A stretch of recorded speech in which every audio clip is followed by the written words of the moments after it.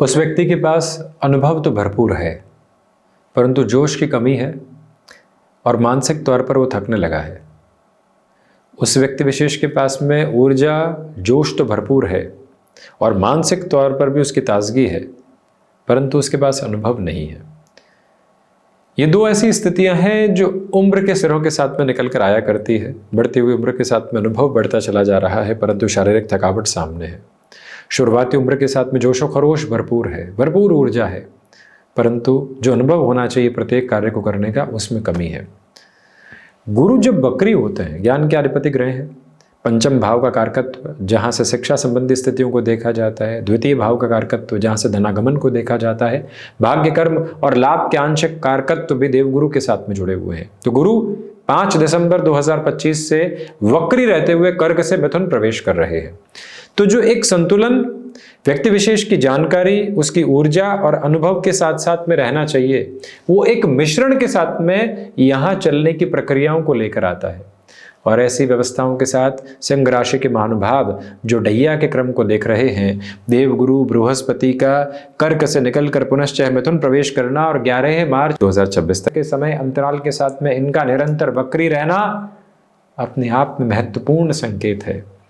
क्योंकि दीपोत्सव के ठीक पहले जब गुरु की स्थितियां कर्क प्रवेश की थी, तो वहां से लेकर अब जो 5 दिसंबर 2025 का समय यहां पर सामने आ रहा है, उसके आधार पर स्पष्ट रूपेण देव गुरु बृहस्पति की स्थितियां 18 अक्टूबर से जो 5 दिसंबर तक कर्क में रही और अब जो मिथुन प्रवेश कर रही है, उसे अपने आप में अद्भुत कहा जाएगा। इसके पीछे वजह क्या है?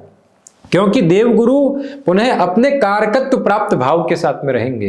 देवगुरु की 5वीं दृष्टि जो शुक्र राशि स्थान पर है, देवगुरु की 7वीं दृष्टि जो अपनी मूल त्रिकोण के साथ में है, इनकी 9वीं अमृतमयी दृष्टि गृहस्थ भाव, व्यापार भाव और व्यापारिक साझेदारियों के भाव के साथ में है।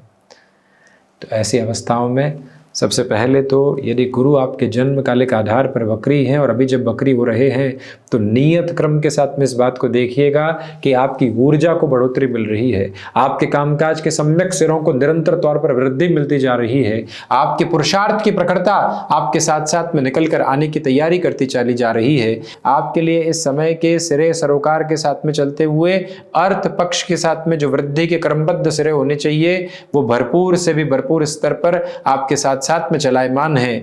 यहां पर जो आप कॉर्पोरेट कल्चर के साथ में जुड़े हुए महानुभाव हैं, बड़े निर्णय की तरफ जाना चाहते हैं, उसकी शुरुआत और सारगर्भित स्थितियां आपके साथ साथ में है। आपकी यात्राओं से संबंधित स्थितियों में जो लंबे समय से पशुपेश चल रही थी, वो पशुपेश हटती है। जीवन पूरी स्थिरता के मानक को प्राप्त करता हुआ आगे बढ़ने की सुचारू तैयारी करता है, जहां से utmost level of progressive positivity जो एस्टेब्लिश होनी चाहिए, वो भी आप अपने साथ रिफ्लेक्सेस में देखते चले जा रहे हैं। कोई भी चिंता रखने की जरूरत नहीं है। इस बात को श्रीमान बहुत गौर करके चलिएगा कि जब भले ही ढैया का क्रम चल रहा हो, शनिदेव की व्यवस्थाओं को दिखाया नहीं गया है, परंतु 4-10 का संबंध दोनों ही ग्रहों के साथ में, गुरु की पुनः दृष्टि राहु पर भी रहने वाली होगी, 3-11 का संबंध केतु के साथ में बनने वाला होगा, 2 छायावादी ग्रह।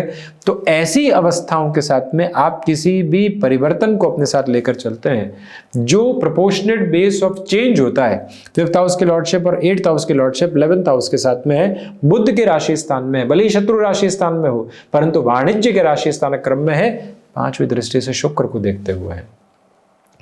पुरुषार्थ में भरपूर वृद्धि है। अटमोस्ट प्रोग्रेसिव बेसिस के साथ में जर्नी इवॉल्व होती चली जा रही है।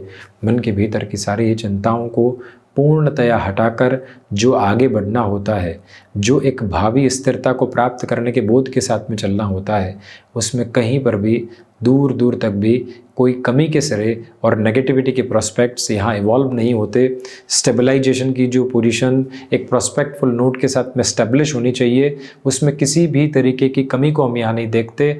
स्थायित्व के भाव संचालित वेग आप अपने साथ साथ देखते चले जा रहे हैं। मन के भीतर के सारे ही दुराव को हटाकर आप अपनी जीवन यात्रा को जितनी स्तरगामिता के बोध देते हुए चलेंगे, उतनी ही पॉजिटिव प्रोस्पेरिटी आप अपने साथ साथ स्टेबलाइज करते चले जाएंगे।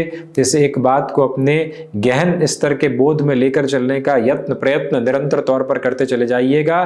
कि जो थकावट, जो बाधाएं लंबे समय से बनी हुई थी वो हटती है। जीवन की स्थिरता जिस तरह से प्राप्त होनी चाहिए वो आपके साथ साथ चलने के सिरे सरोकार बनाती है। आपको इस भाव मंतव्य में ये स्पष्ट करके चलना होगा कि यहाँ पर योजनाएं जो बना रहे हैं वो प्रोग्रेसिव है। गुरु की 7वीं दृष्टि जो अपनी मूल त्रिकोण पर रहेगी आपके भावी भविष्य के सामर्थ्यवान क्रम को और अधिक प्रबलतम वेग ये समय अंतराल देता चला जाता है।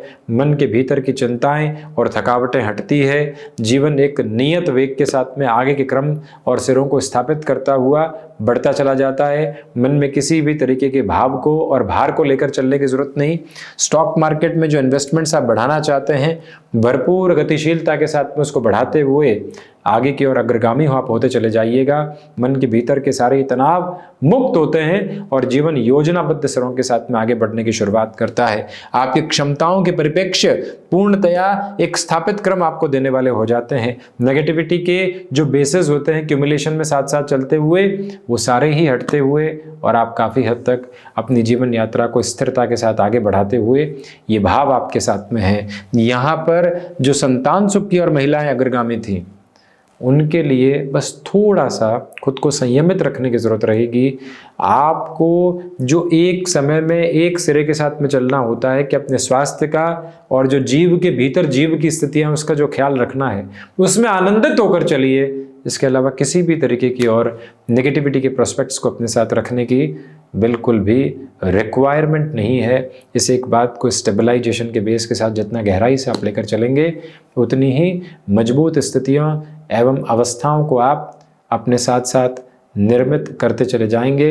ये भाव, ये मंतव्य, ये जोश व खरोश अपने भीतर तक स्थापित करके रखने की पूरी आवश्यकता आपके लिए रहेगी। यह निवेदन आपसे हम करना चाहते हैं। इस एक बात पर भी पुरजोर तरीके से गौर करते चले जाइएगा कि आपके लिए चलता हुआ यह समय सरोकार और सिरा एक और महत्वपूर्ण बात की प्रतिध्वनि को आपके समक्ष रखता है। वो ये है कि कामकाजी जीवन की अवस्थाओं में जोशो खरोश बना हुआ है। संतान पक्ष को आप अपने कामकाज में भरपूर सिरे से सम्मिलित कर सकते हैं।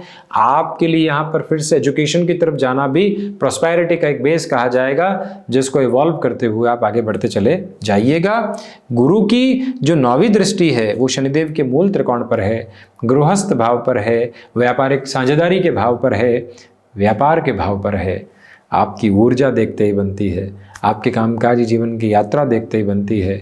मन के भीतर छोटी छोटी बातों को लेकर जो डिस्ट्रप्शंस के बेसिस बने हुए थे वो पूरे तरीके से हटते हैं। आप स्टेबलाइजेशन को अपने साथ फंक्शनली डिनोट करते हुए आगे बढ़ने की प्रिपरेशन करते चले जाते हैं।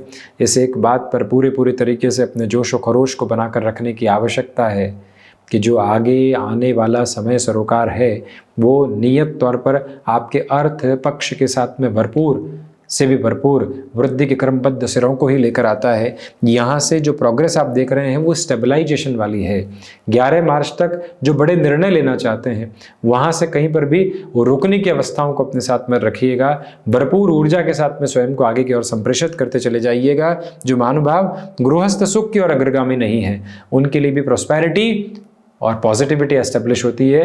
कुल मिलाकर गुरु का वक्री क्रम के साथ में मिथुन प्रवेश करना सिंह राशि के महानुभावों के लिए ढैया के समय सिरोकार में भी काफ़ी हद तक स्थिरता के क्रमबद्ध सिरों को निक्षेपित करता चला जाता है।